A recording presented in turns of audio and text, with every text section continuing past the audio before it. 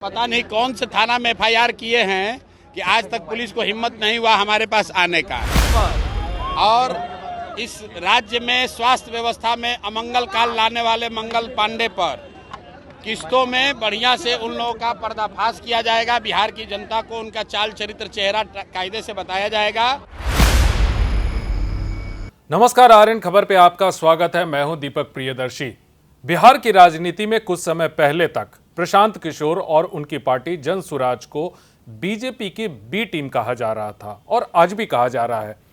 राजनीतिक गलियारों में इस बात की चर्चा है कि बीजेपी की बी टीम के रूप में प्रशांत किशोर काम कर रहे हैं।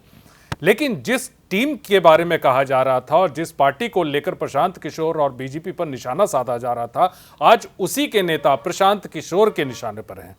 पहले प्रदेश अध्यक्ष दिलीप जायसवाल, उससे पहले स्वास्थ्य मंत्री मंगल पांडे, ये दोनों नेता प्रशांत किशोर के निशाने पर आए और दोनों नेताओं के बारे में बहुत कुछ प्रशांत किशोर ने कहा।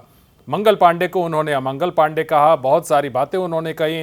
वहीं प्रदेश अध्यक्ष दिलीप जायसवाल पे उन्होंने कई गंभीर आरोप लगाए। किशनगंज के मेडिकल कॉलेज पर कब्जा करने का आरोप लगाया, मर्डर तक कह दिया। और अब प्रशांत किशोर के निशाने पर हैं डिप्टी सीएम सम्राट चौधरी। जी हां, डिप्टी सीएम सम्राट चौधरी प्रशांत किशोर के निशाने पर हैं। देखिए, कुछ समय पहले मीडिया से बात करते हुए प्रशांत किशोर ने सम्राट चौधरी के शैक्षणिक योग्यता यानी एजुकेशनल क्वालिफिकेशन के ऊपर सवाल खड़ा किया और उन्होंने कहा कि वो तो 7वीं पास है, यानी सिर्फ 7वीं कक्षा तक ही पास है। और एज को लेकर भी बहुत सारी बातें हुई कि एज को लेकर भी, उम्र को लेकर भी सम्राट चौधरी अपने हिसाब से चीज़ों को बढ़ाते घटाते हैं। अब देखिए, इस मामले को लेकर प्रशांत किशोर ने दावा किया है और वो चुनौती दे रहे हैं कि बहुत जल्द वो सम्राट चौधरी के खिलाफ यानी सम्राट चौधरी को लेकर बहुत बड़ा खुलासा करेंगे, क्योंकि बहुत सारी जानकारियां उन्होंने जुटा ली हैं। औरंगाबाद में पत्रकारों से बात करते हुए प्रशांत किशोर ने क्या कहा, सुनिए। ऐसा है, बात करने दे, मीडिया में कुछ नहीं। भाजपा के अध्यक्ष दिलीप जायसवाल किसी साइबर थाना में कंप्लेन करने का धमकी दिए थे। अब बताइए, इस सरकार का क्या हालत है कि रूलिंग पार्टी है भाजपा, उसके अध्यक्ष पता नहीं कौन से थाना में एफआईआर किए हैं कि आज तक पुलिस को हिम्मत नहीं हुआ हमारे पास आने का। तो अब भाजपा का अध्यक्ष के एफआईआर का वैल्यू नहीं है, तो उनका एक छोटा कार्यकर्ता जो है वो कोई शायद थाना में एप्लीकेशन आवेदन दिया है एफआईआर दर्ज करने का।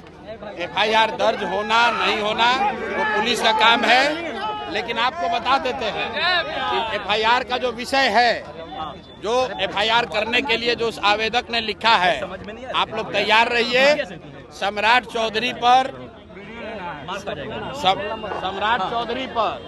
और इस राज्य में स्वास्थ्य व्यवस्था में अमंगल काल लाने वाले मंगल पांडे पर किस्तों में बढ़िया से उन लोगों का पर्दाफाश किया जाएगा। बिहार की जनता को उनका चाल चरित्र चेहरा कायदे से बताया जाएगा।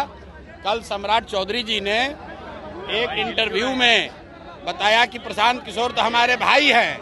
तो हम आपको आपके माध्यम से बताना चाहते हैं कि प्रशांत किशोर भाई भतीजावाद नहीं करते हैं।